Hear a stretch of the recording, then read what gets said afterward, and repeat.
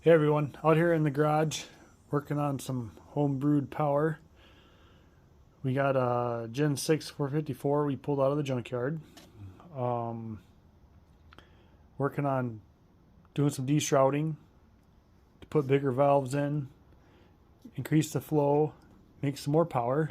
Check it out. You can see here where we deshrouded. These are the two 188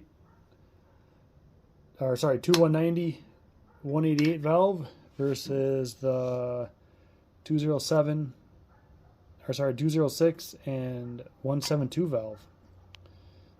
It's going to increase the flow, make some good power. We're going to do some port work and have these flow tested, so stay tuned.